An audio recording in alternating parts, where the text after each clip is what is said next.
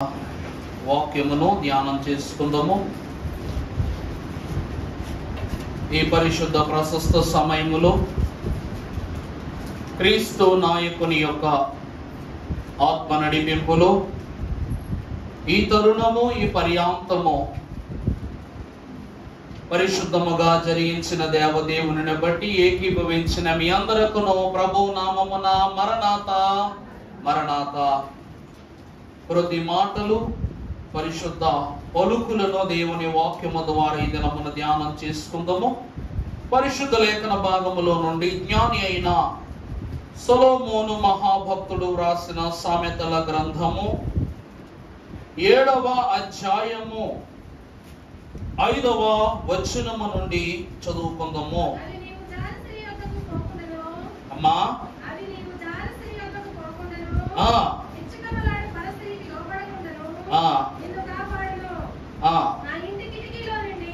నా ఇంటి కిటికీలో నుండి నా అల్లిక కిటికీలో నుండి నేను పారచూడగా జ్ఞానము లేని వారి మధ్యను యవనుల మధ్యను బుద్ధి లేని పడచు వాడు ఒకడు నాకు కనబడెను.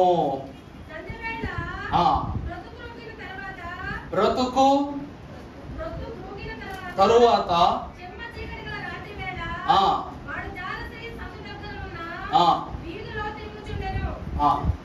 ఈ చేయి పెట్టుకెళ్ళ సర్ సంతోషము.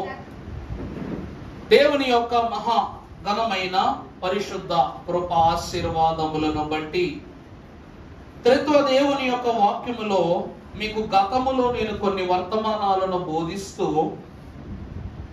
అందరికీ క్రొత్తగా ఉండాలన్నట్లుగా మనుష్యుల యొక్క క్రియలను విశ్వాస జనము యొక్క అంతస్తులను నిర్ణయించున్నది కేవలము విశ్వాసము మాత్రమే కాదు, మన పనిముట్లు కూడా నీ దైవజనులు సెలవిచ్చిన మాటను బట్టి దుప్పటి అనే వర్తమానమును మీకు చెప్పాను, గుర్తుందా? 7 మర్మములు దుప్పటిలో ఉండుట అనే వాక్య భాగాన్ని చెప్పాను. రెండవది పరుపు, ఇంకో వర్తమానం ఏంటండి? పరుపు. మూడవది సొలొమోను మంచము.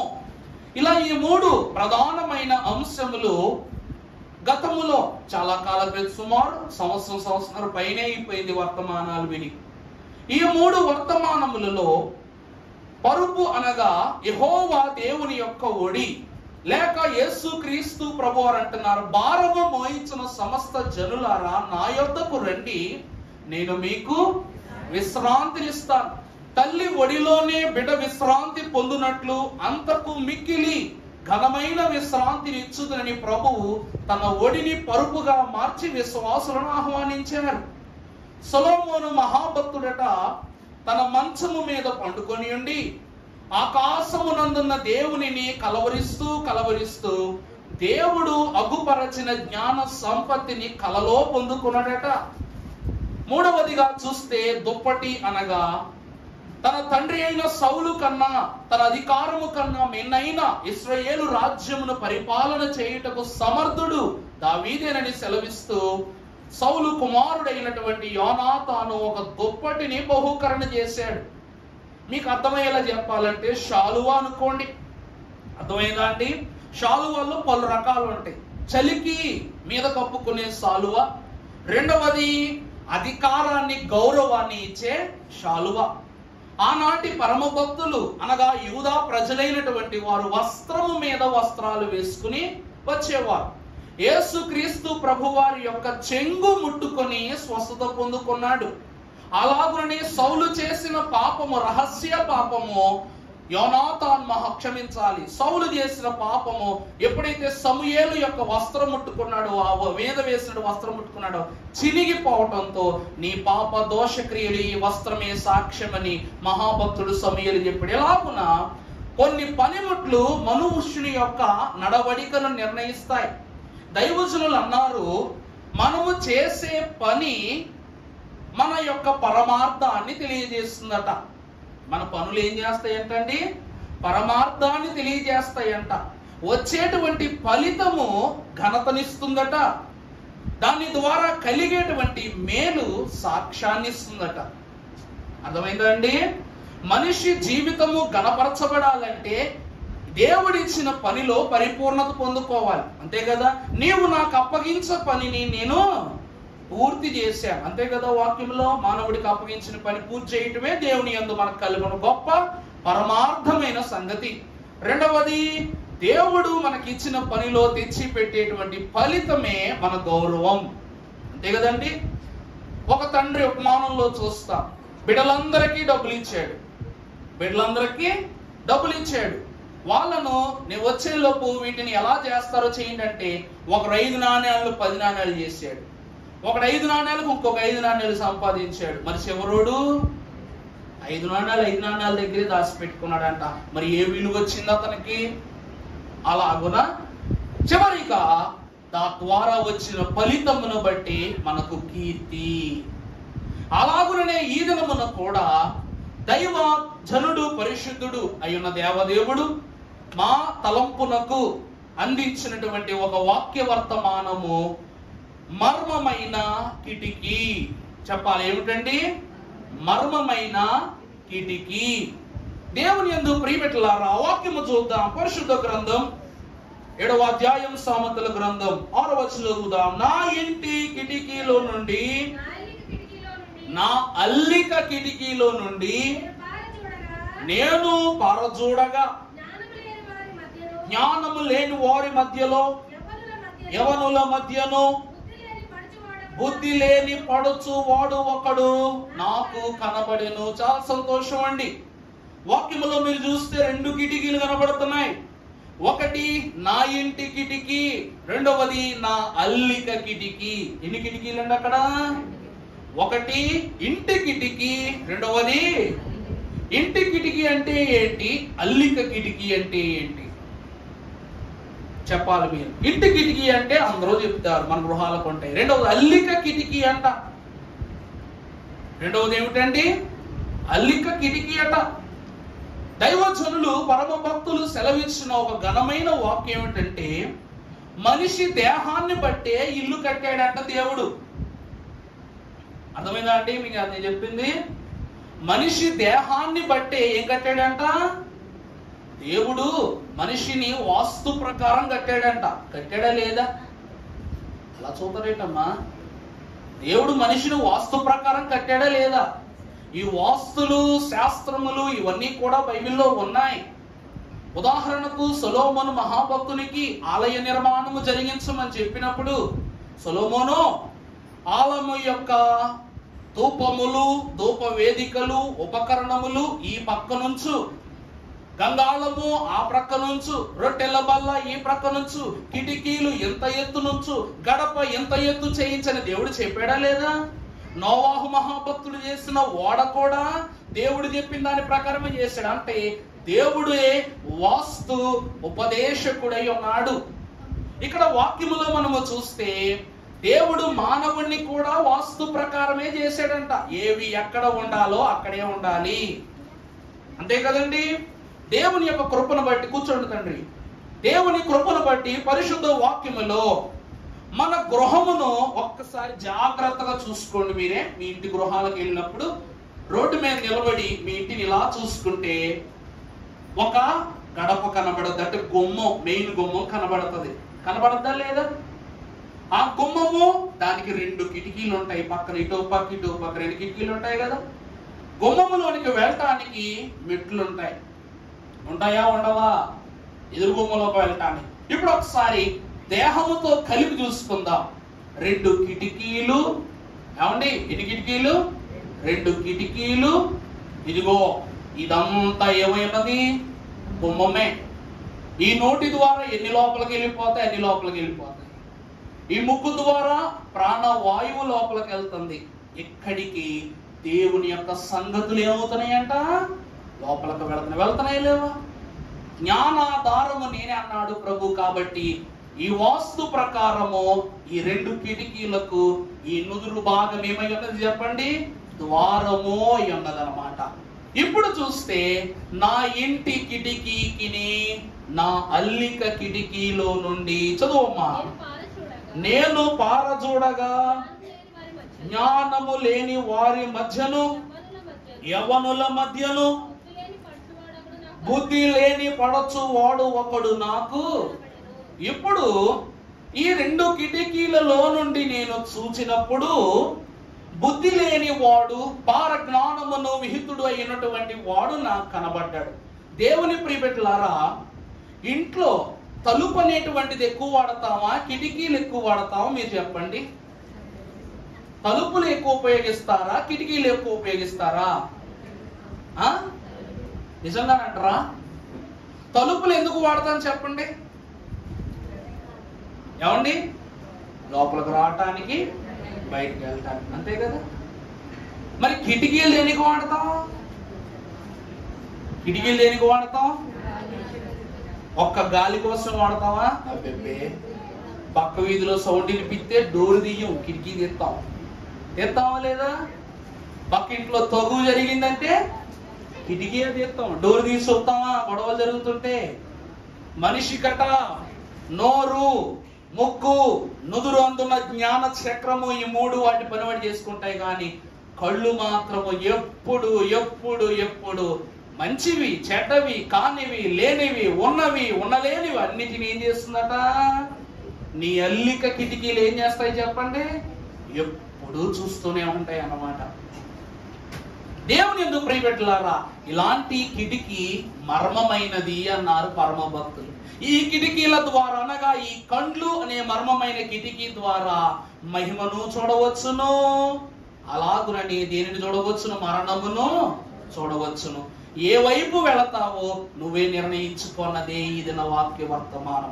కొందరు మహాభక్తుల యొక్క అనుసరణలో ఈ కిటికీ పాత్ర చాలా ప్రాముఖ్యముగా పోషింపబడి ఉంది. కాబట్టి 7 ప్రధానమైన వ్యక్తుల యొక్క అంతస్తును గుణిస్తూ ఈ వాక్య వర్తమానాన్ని మీకు తెలియజేస్తాను. పరిశుద్ధ లేఖన భాగములో నుండి పరమ జ్ఞాన సంపన్నుడును ప్రథమ అధ్యాపకునిగా వాక్య వర్తమానములకు పునాది వేసిన మోషే వ్రాసిన ఆదికాండ గ్రంథము 8వ అధ్యాయము 6వ వచనము నుండి మనము కొన్ని మాటలు చదువుకున్నట్లయితే, 40 దినములు అయిన తరువాత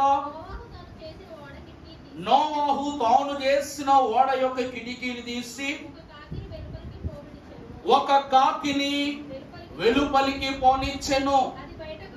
అది బయటకు వెళ్ళి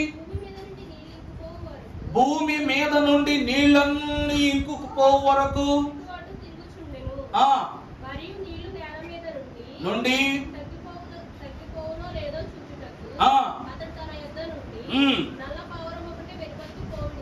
ఇక్కడ ఈ కిటికీ గుండా 40 దినముల యొక్క సుదీర్ఘమైన జల ప్రళయము తరువాత నోవాహుకు అంత పెద్ద ఓడ చేశాడు. దేవుడు ద్వారబంధములకు తన హస్తముతో ఏమేశాడట? తాళం వేశాడట. దేవుని యొక్క వాక్యం అంటూ ఉంది, ఈ లోకములో దేవుడు కళ్ళకు ఎంత ప్రాముఖ్యత ఇస్తున్నాడంటే, ప్రతి దానికి దేవదేవుడు స్వస్థత అనే అంతస్తుని ఇచ్చాడో లేదో తెలియదు కానీ కంటికి మాత్రము ఘనమైన విలువనిచ్చాడు పరమదేవుడు. కారణం ఏమిటంటే, పౌలు మహాభక్తుడు తన కళ్ళతో ఎన్నో గొప్ప గొప్ప శాస్త్రాలను చదివాడు కానీ దేవునిని చూడలేకపోయాడట. కానీ ఏ దినమునందైతే దేవుని యొక్క వ్యతిరేకతలు అతడు ఉన్నప్పుడు తన కంటి చూపు పోయిందో తను చదివిన శాస్త్రములు గాని గొప్ప గొప్ప విధములు గాని ఏమీ కూడా తన మనస్సులోనికి రాలేదు. కానీ ఒక్క దేవుడే తన తలంపులోనికి వచ్చాడు. దేవుని ఎదుట ఎప్పుడైతే మోకరిల్లుటకు తన తలంపు ఆలోచనలో పడిందో అప్పుడు తన కన్నులు ఏమైపోయినాయట? మరలా సరైపోయినాయి. మరలా ఏమైపోయినాయి చెప్పండి? సరైపోయినాయి. దేవుని వాక్యాన్ని బట్టి చూస్తే ప్రియులారా, అంతటి మహావాడను దేవదేవుడు నోవాహు ద్వారా కట్టించి ద్వారమంతటిని తన గుప్పెట్లో పెట్టుకుని కిటికీ యొక్క అధికారం ఎవరికి ఇచ్చాడట చెప్పండి? కిటికీ అధికారం ఎవరికి ఇచ్చారండి? నోవాహు గారికి ఇచ్చారు. దేవుడు మనకి ఏ అధికారమో ఎవడని మనం అనుకుంటాము, కానీ దేవుడు ఎన్నో అధికారాలు విశ్వాసికి ఇచ్చాడు. అందువలన దేవుని ప్రియబిడ్డలారా, ఈ 40 దినముల తరువాత తలుపు తెలిసేటువంటి స్థితి ఉన్నప్పటికీ తలుపు తీయకుండా ఏం చేస్తున్నాడంట? ఇతడు ముందుగా ఒక కాకిని పంపాడు, అది తిరిగి రాలా. తర్వాత దీన్ని పంపించాడంట, ఒక నల్ల పావురమును పంపించగా అది వెళ్ళి అటు ఇటు తిరిగి నీళ్లు లేని స్థలం చూసి కంటిన్యూ చేయమా మాటలో సార్. తర్వాత చదువు. మరియు నీళ్లు నేల మీద నుండి తగ్గిపోవనో లేదో చూచుటకు అతడు తన యొద్ద నుండి నల్ల పావురము ఒకటి వెలుపలికి పోనిచ్చెను. నీళ్లు భూమి అంతటి మీద ఉన్నప్పుడు తన అరికాలు నిలుపుటకు మంచి స్థలము దొరకలేదు కనుక ఓడలోనున్న తన యొద్దకు తిరిగి వచ్చును. చాలండి, ఈ ఓడలోనికి తిరిగి వచ్చిందట. వస్తే ఏం తెచ్చింది? ఇది వస్తే ఏం తెచ్చిందమ్మా? ఒలీవ చిగురు తెచ్చింది. అంటే లోకములో పచ్చటి బళ్ళు మొలకెత్తుచున్నవి అనే సాక్ష్యముగా ఈ కిటికీ గుండా ఏమొచ్చింది చెప్పండి? ఆధారం వచ్చిందనమాట. ఈ కిటికీలో నుంచి ఏమొచ్చిందండి?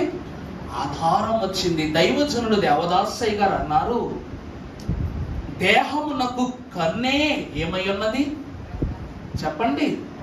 ప్రధానమైనది. దేహమునకు దీపము కన్నే గనుక ఆ దీపమును మనం ఏం చేయకూడదు? ఆర్పకూడదు. పరిశుద్ధుడగు దేవునిని బట్టి నోవాహు మహాభక్తుని యొక్క అల్లిక కిటికీలో నుండి తన ఉంటున్న నోవాహు ఓడ అనే కిటికీ గుండా ఒక నల్లటి పావురమును పంపగా అది తీసుకొచ్చిందట?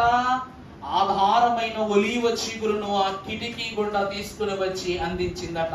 నిజముగా అక్కడ కిటికీ లేకపోతే, ఆ కిటికీ లేకపోతే ఆధారం వచ్చేదా? చెప్పండి, మీరే చెప్పండి. ఆ ఆధారమును తీసుకువచ్చినటువంటి గొప్ప అంతస్తు కిటికీ యొక్క భాగ్యాన్ని తెలియజేస్తూ ఉంది. దైవ జనమా, పరిశుద్ధ జనమైన వారలారా, వాక్యము సెలవిస్తుంది. మరలా చదువు సామెతలు 7:6. నా ఇంటి కిటికీలో నుండి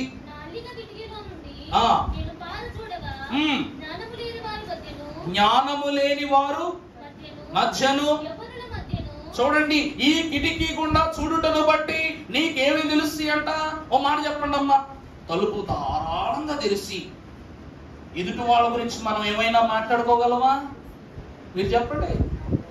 కిటికీలు దారిలాగా దర్వాజాలు మొత్తం తెరిచి వాళ్ళందరూ ఇంటి దగ్గర బొమ్మ కొన్న గురించి వాళ్ళ గురించి మనం మాట్లాడుకోగలమా? రహస్యాలు ఏమన్నా మాట్లాడుకోగలమా? కానీ కిటికీ పక్కన కూర్చొని కొంచెం తెరిచి వాళ్ళు చూస్తున్నారా లేదా మాట్లాడుకుంటాం లేదా? వాక్యం ఏమంటుంది? చదువమ్మా ముక్క. జ్ఞానము లేని వారి మధ్యను యవ్వనుల మధ్యను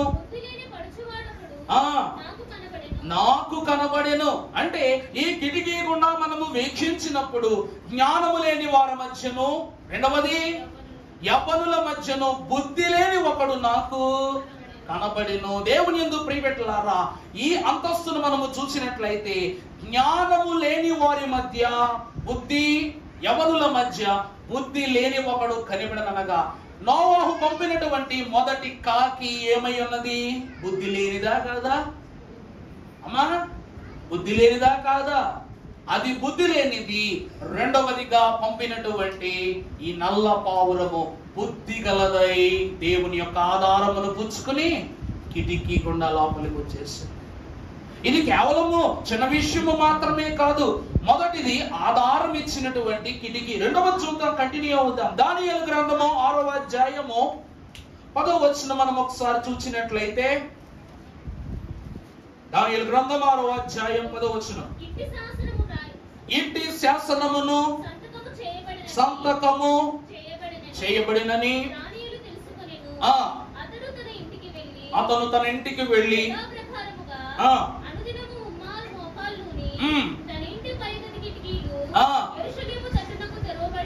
యెరూషలేము తట్టు తెరవబడి ఉండగా తన దేవునికి ప్రార్థన చేయుచు.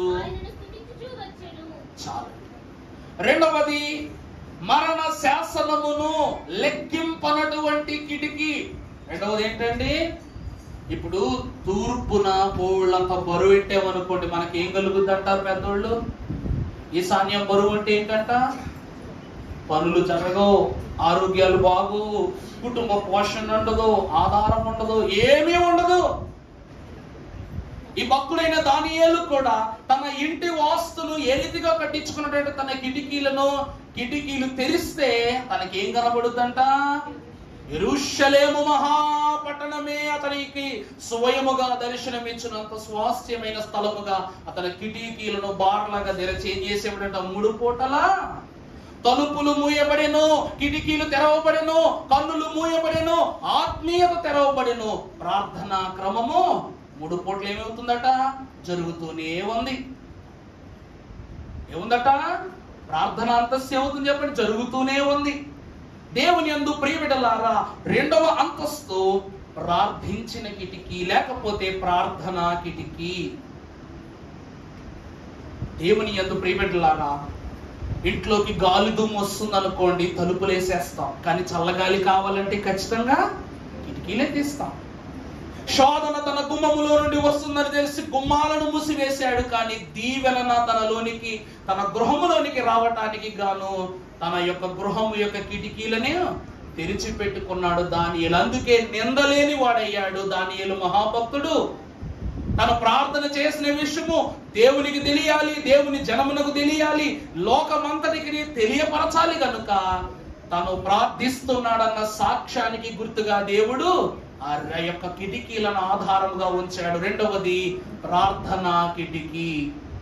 ఈరోజు మనము కూడా సన్నిధి గదిలో కూడా ఒక కిటికీ పెట్టుకోవాలి. ఖచ్చితంగా పెట్టుకోవాలా లేదా? పెట్టుకోవాలి లేదండి. ఎందుకంటే పరిశుద్ధులు సాతానుడు కిటికీలోంచి చూస్తాడట. పరిశుద్ధులు ఏం చేస్తారంటండి? కిటికీలోంచి చూస్తారట.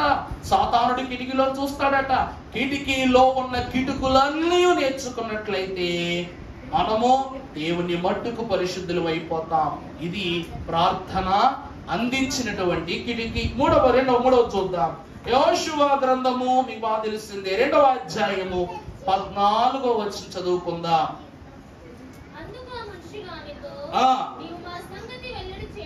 నీవు మా సంగతి వెల్లడి చేయని ఎడల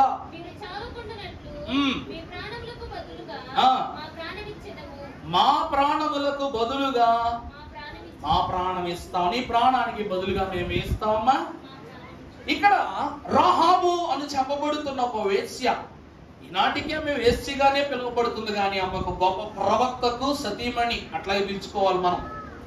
ఆ మహాకనురాలు దేవుని యొక్క ఏర్పాటును బట్టి, అంతస్తును బట్టి, ప్రభావాన్ని బట్టి దైవ జనముగా ఉన్నటువంటి 2 వేగులకు తన గృహములో ఆశ్రయమిచ్చి ఆ 2 వేగులను యెహోవా రక్షణ ద్వారమని చెప్పబడుతున్నటువంటి తన గృహము యొక్క కిటికీ గుండా ఏం చేసింది చెప్పండి?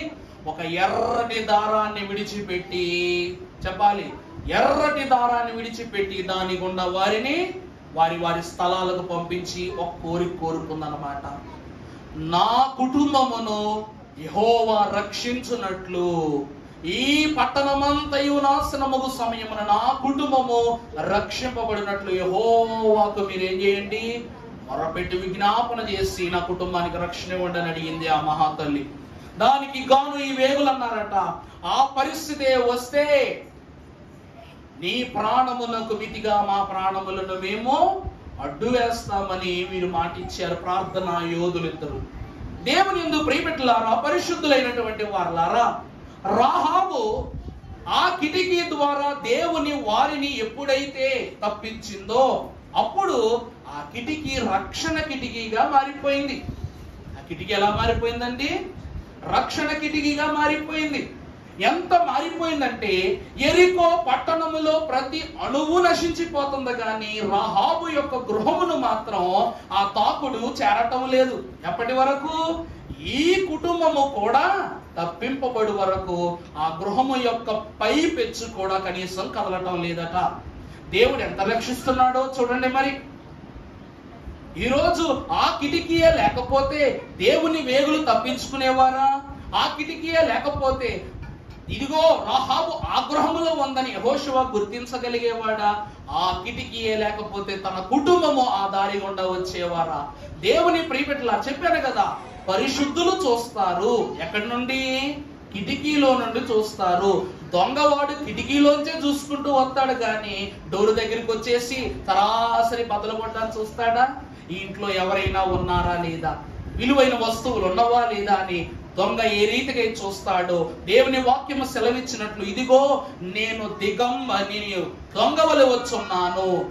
తమ దశములను ఎవరైతే స్థిరపరచుకుని సిద్ధముగా ఉంటారో వారిని నాతో పాటు తీసుకుని వెళ్ళిపోతారని ప్రభు సెలవిచ్చారు వాక్యములు.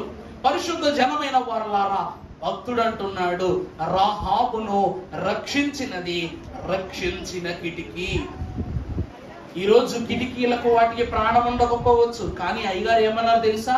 నోళ్ళు మోగపోతే రాళ్ళు మాట్లాడతాయంట. మనిషి నోరు మోగపోతే ఏం మాట్లాడతాడండి? రాళ్ళు మాట్లాడతాయంట. ఈరోజు అది అక్కడ కుర్చీ ఖాళీ ఉంది, ఖాళీ ఉందని వదిలేస్తాం కానీ అక్కడ ఖాళీగా ఉందని మనిషి కంటితో చూస్తే అక్కడ ఖాళీ. అది దైవ తలంపుతో చూస్తే రాని వారి స్థలములో వారికి రక్షణ గల దూతలు అక్కడ వచ్చి కూర్చుంటాయంట.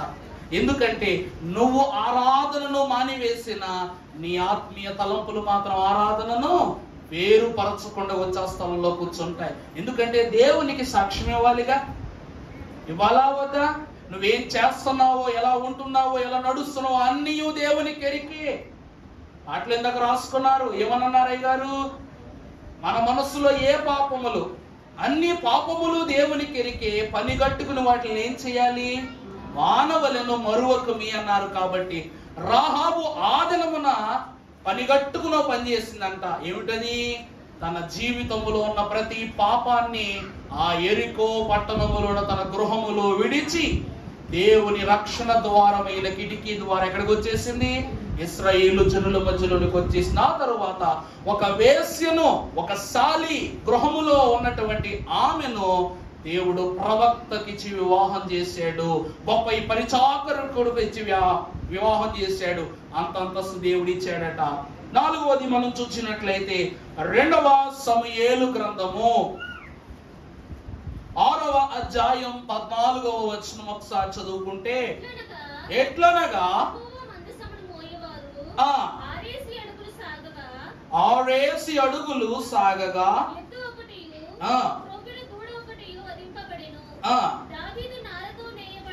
దావీదు మహాభక్తుడు నారతో నేయబడిన ఏఫోదును ధరించి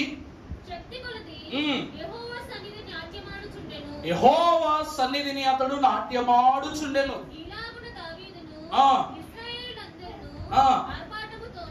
ఆర్భాటముతోను వచ్చిరి. రాగా మీకాలు చూచి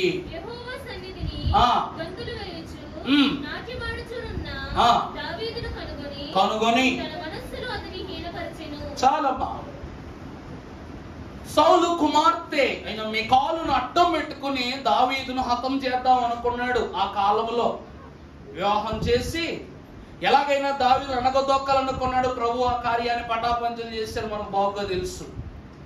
దావీదు మహాభక్తుడు, ఒక ఘన చక్రవర్తి అయి ఉన్నప్పటికీ యెహోవా మందిరములో అప్పటికి ఎప్పటికీ నేను ఎవరై ఉన్నాను?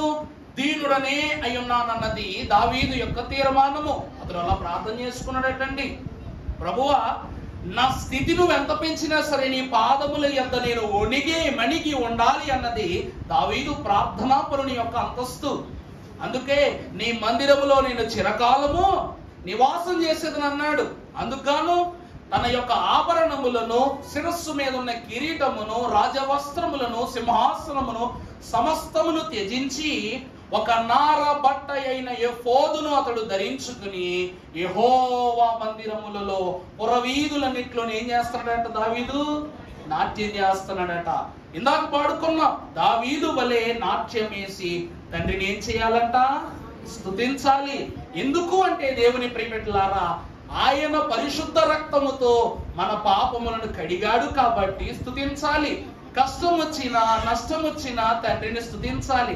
ఎలా స్తుతించామన్నది కాదు, స్తుతి దేవునికి చెల్లుతుందా, అందుతుందా లేదన్నది మాత్రమే అర్థమవుతుందా అండి. ఈరోజు కొంతమంది పాటలు పాడితే మనకు నచ్చదు, కొంతమంది పాటలు పాడితే మనకు నచ్చదు. మనకెందుకు నచ్చాలి? నువ్వు పాడతావు, ఏందిరా గొంతు ఏంట్రా బాబు, ఆపండి రా బాబు అంటారు. మన గొంతు ఏదో పెద్ద కోయిలు గొంతు, మరి వాడు పాడుతున్నాడు, మనం కనీసం పాడం కదా. వాడు అప్పుడు పాడేవాళ్ళు, నా మైక్ వద్దు, నన్ను వాళ్ళు తిట్టుకుంటున్నారు, వీళ్ళు తిట్టుకుంటున్నారు, నా గొంతు బాగోదు అంటున్నారు. నువ్వు ఎవరి కోసం పాడుతున్నావు? ఎవరి కోసం పాడుతున్నావు? ఇంతది దేవుడు. దావీదట తన అన్నల దగ్గరికి వచ్చి సితార్ వాయించుకుంటుంటే పోతులు పో అనేవారంట. కానీ అదే దావీదును సౌలు మహారాజు ఇంటికి పిలిపించుకుని రాజ్యాధికారపు సింహాసనమే కూర్చోబెట్టి తన శిరోభారానికి ఉన్నటువంటి శోధనంతా కూడా తొలగించుకున్నాడంట. ఎందుకు? దావీదు వాయించేది మనుషుల మెప్పు కొరకు కాదు, కానీ దేవుని మెప్పు కొరకు. ఈరోజు నీ పాట నీకు నచ్చిందా, పక్క వాళ్ళకి నచ్చిందా కాదు, వింటున్న దేవునికి నచ్చిందా లేదా అన్నది మాత్రమే చూసుకోవాలి.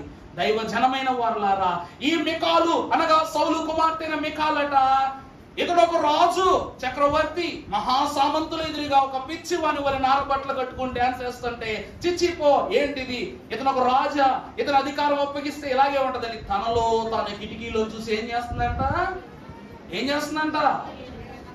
హీనంగా చూస్తుందంట. అసూయ పరచిన కిటికీలో ఏం చూస్తుంది? దైవ దృశ్యాన్ని కూడా దుష్టుని వలె చూస్తుంది, దయ్యము వలె చూస్తుంది. మరి దేవుడు చూసారా? దేవుని యొక్క కార్యాలు చూసారా ఎలా చూస్తుందో? అందుకు ఆమె సంతసించిందా?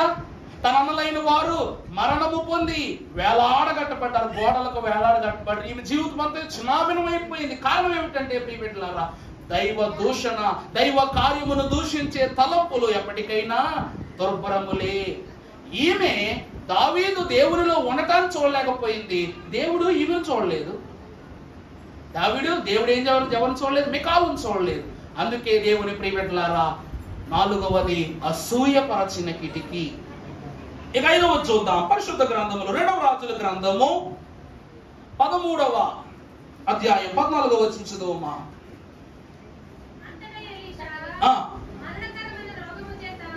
అంతటా ఎలీషా మరణకరమైన రోగముతో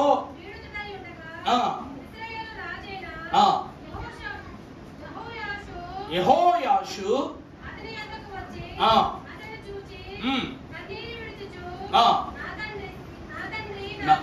నా తండ్రి నా తండ్రి,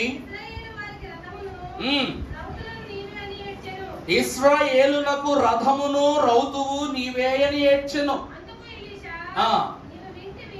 నీవు వింటిని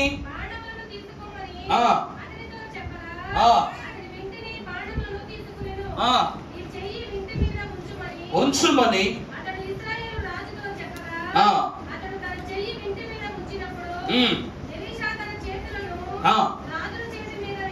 వేసి తూర్పు వైపుగా ఉన్న కిటికీలు విప్పి చెప్పగా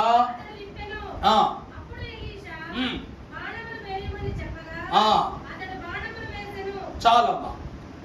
దేవుని ప్రియబిడ్డలారా, ఎలీషా ఇశ్రాయేలు దేశమునకు రథము రౌతు. ఎలీషా ఎవరంటే ఇశ్రాయేలు రాజ్యమునకు రథము అతడే, రౌతు అతడే. ఎందుకు రథము అనే వాక్యం వస్తూ ఉన్నదంటే అక్కడ తన గురువైనటువంటి ఏలియా మహాభక్తుడు అగ్ని రథముల చేత ఆరోహణము కాబడిన మహాగణుడు గనుక ఆ వెళ్ళుచున్న అతడు విడిచిపెట్టినటువంటి వస్త్రము, చెప్పాను కదా ఇందాక, దుప్పటి యొక్క బలమని.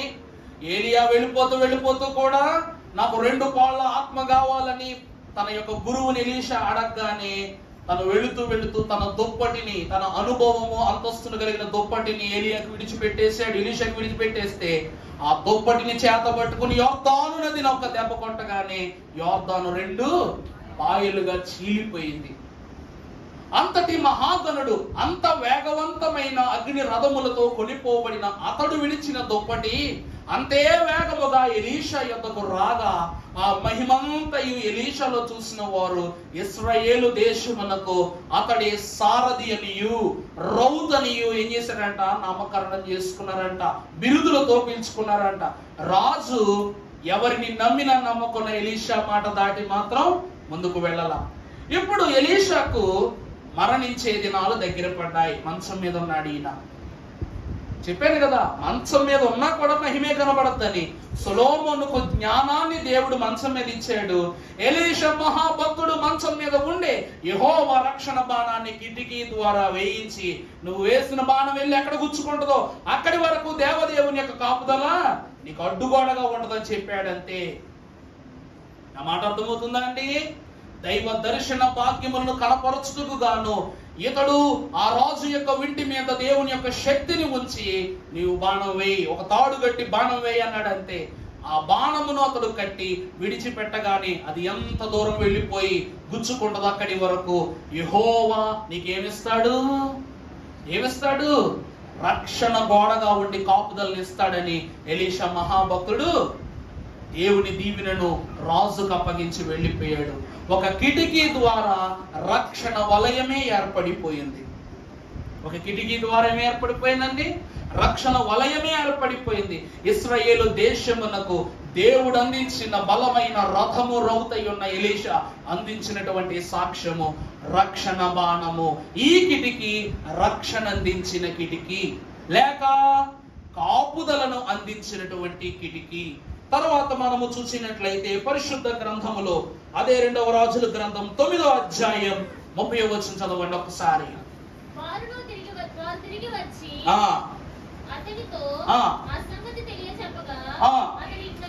అతడు ఇట్లో నేను ఇది యెజబెలని ఇశ్రాయేలు భూభాగమునందు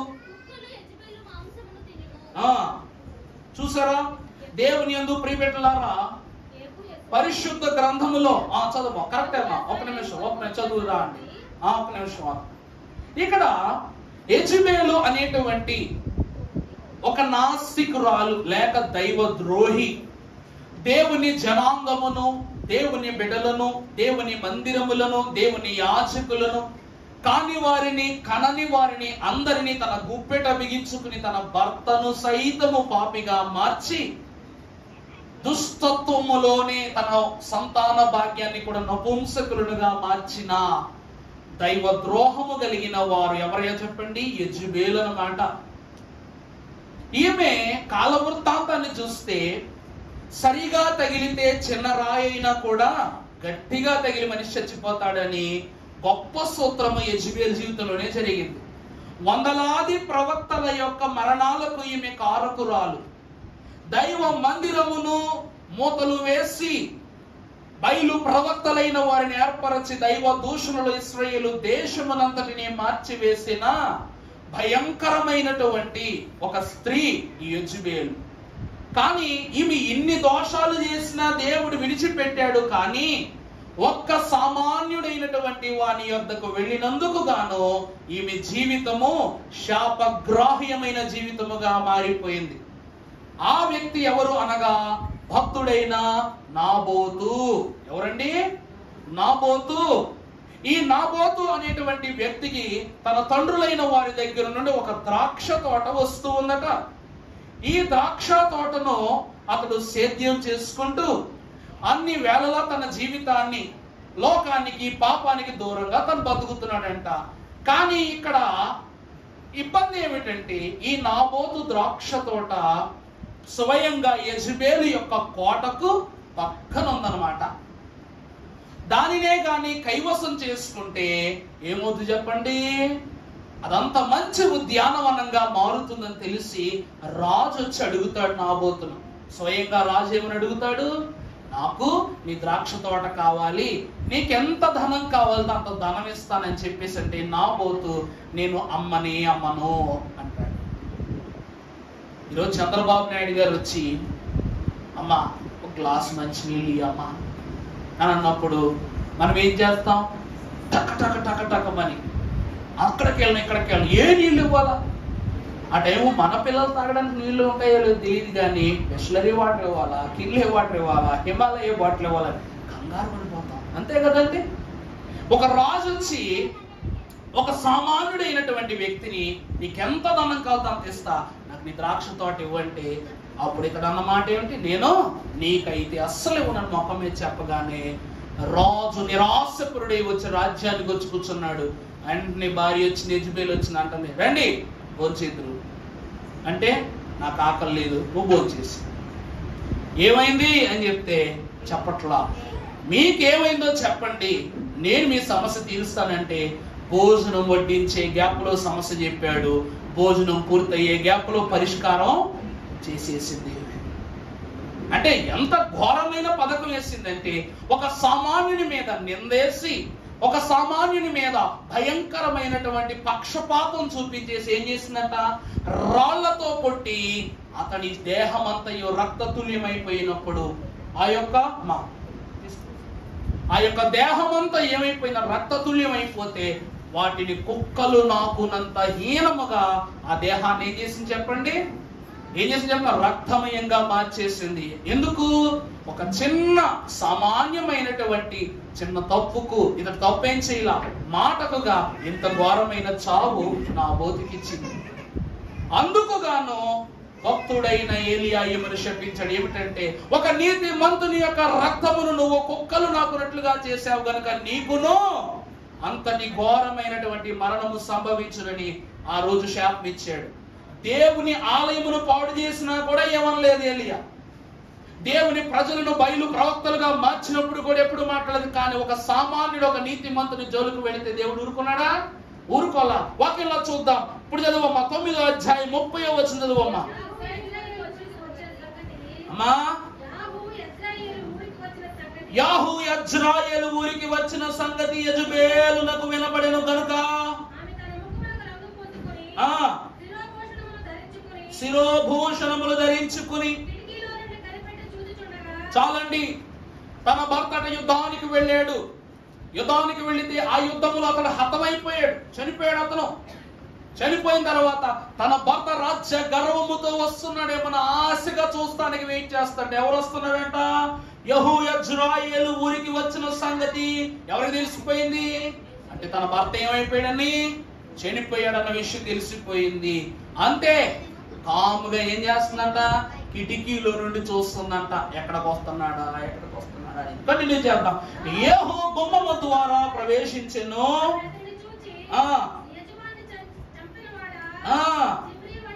జిమ్రీ వంటి వాడా, నీవు సమాధానముగా వచ్చుచున్నావా అని అడుగగా అతడు తల ఎత్తి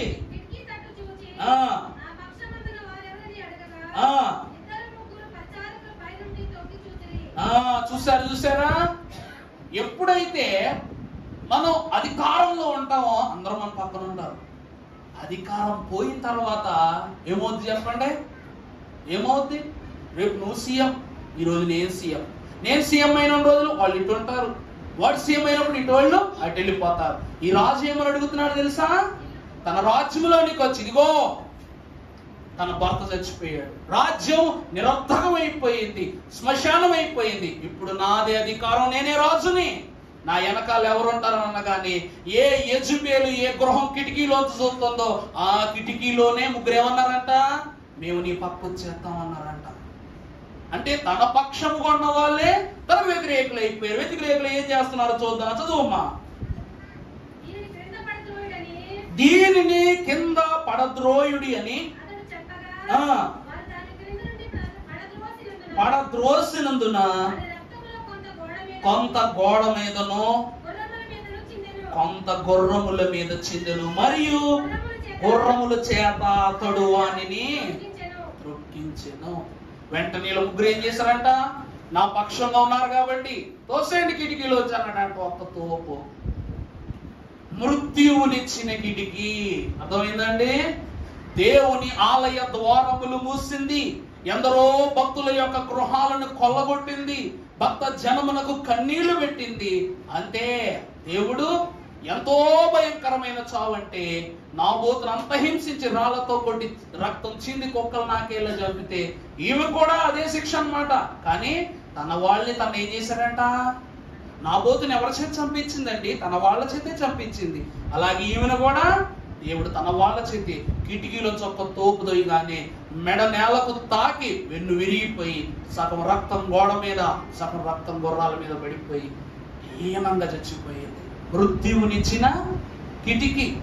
ఇంత మాత్రమే కాదు, ఇంకొక అంతస్తు కూడా ఉంది. కిటికీలోంచి పడిన మనకు భక్తుడు మనకు తెలిసి ఎవరు పౌలు కాలములో ఐతుకోను యవ్వనస్తుడు. అతడు పడినాడు గాని ఏమైనాడు? అలా జీవించాడు అన్నమాట. అది మృత్యువునిచ్చినది కాదు, మరణము నుండి జీవింపజేసినది. తర్వాత చూద్దాం, వాక్యంలో చూద్దాం. చదవండి అపోస్తుల కార్యములు 20. ఈ రోజు ఆదివారం ఆరాధన, అందుకే ఈ అంశం ఇంతటితో ముగిస్తాను. ఆదివారమున మేము రొట్టె విరుచుటకు కూర్చుండినప్పుడు పౌలు మరునాడు వారితో ప్రసంగించుచు అర్ధరాత్రి వరకు. అంటే పౌలు ఒక గొప్ప ప్రసంగాన్ని బోధిస్తున్నాడట. ఎంత ప్రసంగం అంటే, సంస్కారం రోజు ఒక వృషమంతా ఓ పావు గంట 20 నిమిషాలు ఎక్కువ అవుద్ది. ఆ రోజు వర్తమానము కూడా పటిష్టమైనదై ఉండాలి. ఎందుకంటే అల్పాహారము పుచ్చుకొనుటకు ముందు ఆత్మీయాహారము స్థిరమాహారముగా ఉండాలి. కాబట్టి పౌలు ఘనమైన వర్తమానం చెప్తున్నాడంట. చదువమ్మా. కూడి ఉన్న మేడగదిలో అనేక ఉండెను. ఐదుకు అను ఒక మనుష్యుడు, ఐదుకొనొక యవనస్తుడు కిటికీలో కూర్చుండి గాఢ నిద్రపోయి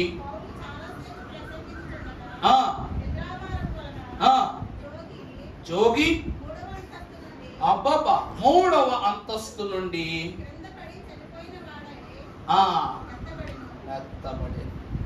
చాలండి. ప్రభునందు ప్రియబిడ్డలారా, ఆరాధన సమయంలో ఆచరింపవలియు ఏ రోజు కన్నా ఈ రోజే. ఇది ఎంత గొప్ప రోజు తెలుసా? ఖచ్చితంగా ఆచరించవలసిన రోజు, అన్ని రోజులకును అధికారమునిచ్చుచున్న రోజు. ఈ రోజుకంత ప్రత్యేకత లేకపోతే తను బోధిస్తున్న బోధ అందరికీ వినపడుతుంది. 5కి ఏం చేస్తున్నాడు చెప్పండి? ఆరాధనలో ఉన్నాడు గాని ఎలా ఉన్నాడంట? విశ్రాంతిలో ఉన్నాడు. విశ్రాంతి దినములో విశ్రాంతి తీసుకుంటున్నాడు. ఆలయానికి వచ్చి ఎక్కడా? 3వ ఫ్లోర్లో.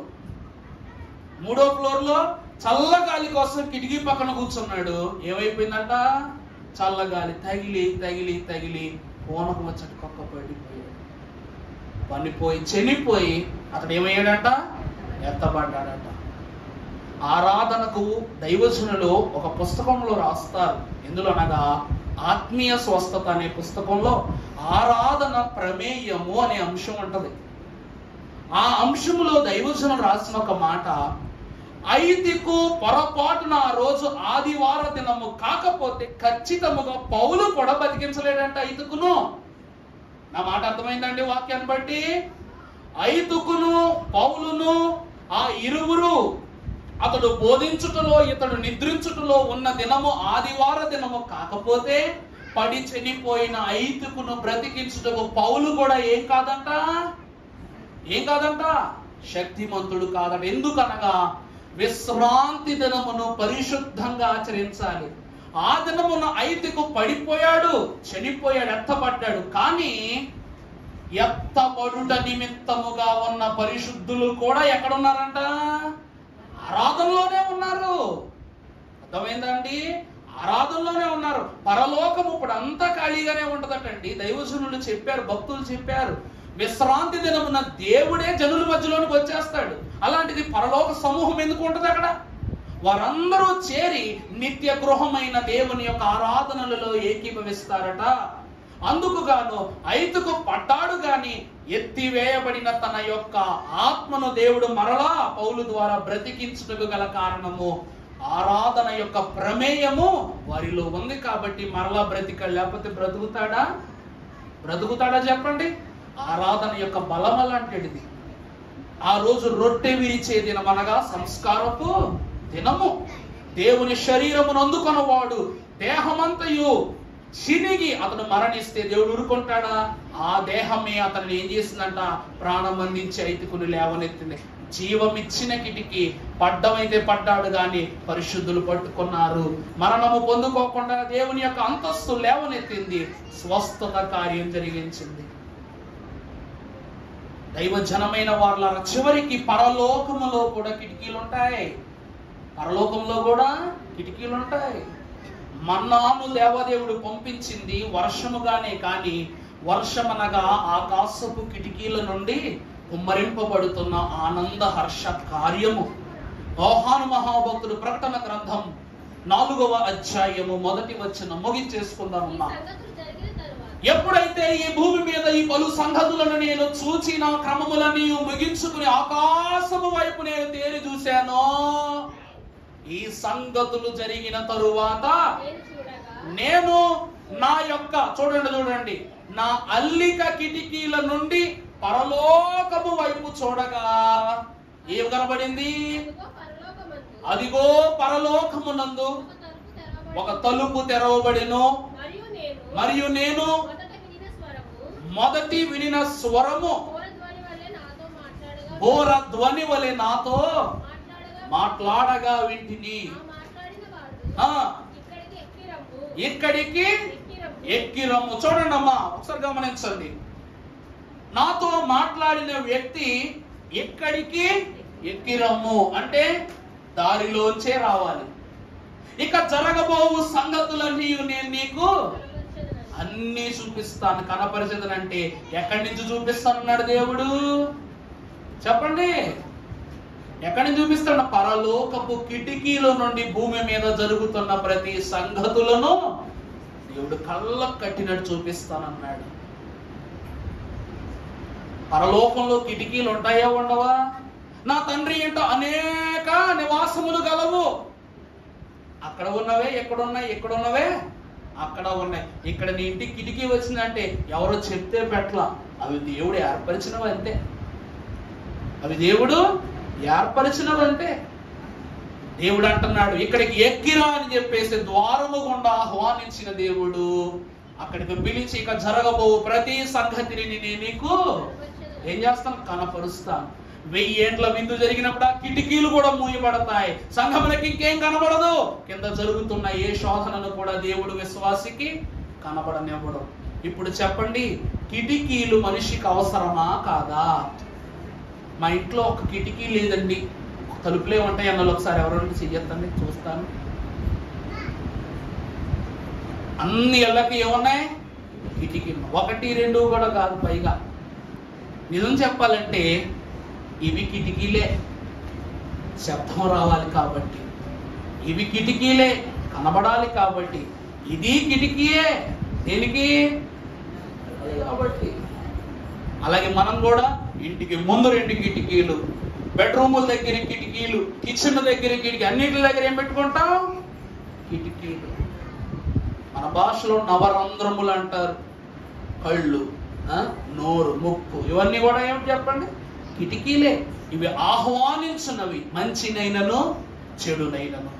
అలాగునే విశ్వాసి కూడా ఈ కిటికీ అనే మర్మము ద్వారా దేనిలోనికి ఆహ్వానించుకోవాలో, ఆ కిటికీ ద్వారా దేనిని వీక్షించాలో తెలియాలి. యెజబెలు తన పతనాన్ని కిటికీ ద్వారా పూర్తి చేసుకుంది. ఐదుకు తన మరణమును జీవమును కిటికీ ద్వారానే పూర్తి చేసుకున్నాడు. దావీదు మహాభక్తుని యొక్క ఆరాధన ఒక హీనమైన స్థితిగా మికాలు కంటికి కనబడింది. చూసారా? మంచిని చెడును కూడా కిటికీ ద్వారా వీక్షిస్తున్నాం. అలాగే నీ అల్లిక కిటికీ అనగా నీ కళ్ళు అల్లిన కిటికీలే. ఈ కనురెప్ప పాట్లు అల్లికే. ఒక కంటి మీద ఎన్ని పొరలు ఉంటాయో తెలుసా? అర్థమైందా అండి? ఎన్ని పొరలు ఉంటాయో తెలుసా? ఆ పొరలో ఒకటి తగ్గినా సరే నీ కంటికి వచ్చే కష్టం ఏంటో తెలుసా? ఇన్నిటితో అల్లిన తరువాతే నీ కంటికి ఎంత స్పష్టమైనటువంటి లోకం కనపడుతుంది. అందుకే పాపాన్ని నీ అల్లిక దాటి నీ మనసులోనికి రానిచ్చినట్లయితే నువ్వేమైపోతావు? ఏమైపోతావు? దోషివైపోతావు, దోషములో పడిపోతావు, దేవునికి దూరస్తుడు అయిపోతావు. దేవుని ప్రియమిట్లారా, వాక్యం అంటుంది, బుద్ధి గలవాడితో యవ్వనుల మధ్యలో ఒక బుద్ధిహీనుని నేను కనుగొన్నాను. అలాగునని ఆమె కిటికీలో నుండి బుద్ధిహీనుడు కనబడ్డాడు. మరి నీ కళ్ళ కిటికీలో నుండి ఎవరు కనబడాలి? నీకు ఎవరు కనబడాలి చెప్పండి? బుద్ధిమంతుడా, తెలివైన వాడా, జ్ఞానవంతుడా, దేవుడా? చెప్పండి. మరియు నేను తేరి చూడగా పరలోకములో ఒక చెప్పండి ఒక తలుపు తెరుచుకొని ఉండుట నేను చూశానని యోహాను స్వయంగా రాశాడు. యోహాను కన్నులు ఎప్పుడు ఆకాశం వైపే చూసాయంట. స్టెఫను చనిపోతూ కూడా ఆకాశం వైపే కన్నులెత్తు చూశాడట. ఏలియా తన ప్రజలను విడిచిపెడుతూ దేవుని ఆశ కొరకు కన్నులెత్తు చూశాడట. యేసుక్రీస్తు ప్రభు కూడా ప్రతి దినము ఒలీవ కొండ మీదకు వెళ్ళిపోయి ఆకాశం వైపు చేతులెత్తి కన్నులెత్తి ఏం చేసేవాడు చెప్పండి? ప్రార్థన చేసేవాడు. కారణం ఏమిటంటే ప్రియబిడ్డలారా, నీ కన్నులు పరలోకపు అంతస్తును నిత్యము ఏం చేయాలి చెప్పండి? కనిపెట్టుకుంటూనే ఉండాలి. అందుకే నీ కన్ను అని కిటికీలే ఈ లోకమునకు ఈ దేహమునకు దీపమై ఉన్నవి. దేహమునకు దీపం ఏంటండి? కన్ను. ఒక్కసారిగా నీ కిటికీలు తీసి ఇల్లు కట్టుకుని చూడండి, ఆ ఇల్లు నీకే నరకం అయిపోద్ది. ఏమైపోతావు అక్కడి నుంచి? వద్దు బాబోయ్ అని వెళ్ళిపోతావు. అదే భక్తుడు అంటున్నారు. అర్థమైందండి? కిటికీలో ఎన్ని కిటుకులు ఉన్నాయో. అందుకే మానవ దేహము కూడా ఒక మర్మమై ఉన్న కిటికీయే గనుక ఈ దినము వరకు ఇన్ని ద్వారములు మనకున్నను. కిటికీల ద్వారా ఇంత అంతస్తునిచ్చిన దేవుడు, పరలోకపు కిటికీ నుండి మనల్ని చూస్తున్న దేవునికి మనము పవిత్రముగా పరిశుద్ధముగా కనపరిచే ధన్యత త్రిత్వ దేవుడు మనకు దయచేసి దీవించునుగాక. పరిశుద్ధుడా స్తోత్రములు. నాయనా, నోవాహు యొక్క ఆధారముగా ఉండుటకు ఒలీవ చిగురును రప్పించిన కిటికీ ఓలే, దానియేలు యెరూషలేము వైపు చేతులెత్తి ప్రార్థించిన మేడగది కిటికీ ఓలే, తండ్రి నీ కృపను బట్టి రాహాబు తన కుటుంబమును రక్షించుకొని ఉన్నటువంటి తండ్రి రక్షణ కిటికీ ఓలే, తండ్రి మా కుటుంబములు నిలబడినట్లు మీరు సహాయము దయచేయండి ప్రభువా. తండ్రి ప్రతి గృహమునకు కిటికీ ఎంత ఉపయోగమో మా దేహమునకు నీవిచ్చిన స్వాస్థ్యమై ఉన్న కన్నులు అటువంటివే కనుక ప్రభువా, ఈ కంటితో నీ మహిమ అనే అనుభవమును, నీ రక్షణ అనే అనుభవమును వీక్షిస్తూ దర్శిస్తూ పొందుకుంటూ నీలో సాగగలిగే ధన్యత అందరికీ దయచేయమని దేహమునకు కన్నే దీపమని వాక్యము ద్వారా సెలవించి ఈ కన్ను ద్వారా మిన్నైన ఎన్నో క్రియలను మాకు అందించి పరలోక సౌకర్యములను మాకందరికి కనపరచున ఎంటూ ఉన్న యేసు నామమున మిక్కిలి వినయముగా బ్రతిమలాడి వేడుకొనుచున్నాము తండ్రి. ఆమేన్. పరిశుద్ధులకు దేవదేవుని యొక్క కాపుదల సహాయం సహకారము నిండారా తండ్రి మనకు దయచేసి దీవించును గాక. అందరికీ మరణాత మరణాత. సంతోషము. ఈ సమయమున కానుక సమర్పణ జరిగించుకుందాము. ఆ తదుపరి ప్రభు సంస్కార విందు క్రమము జరిగించుకుందాము.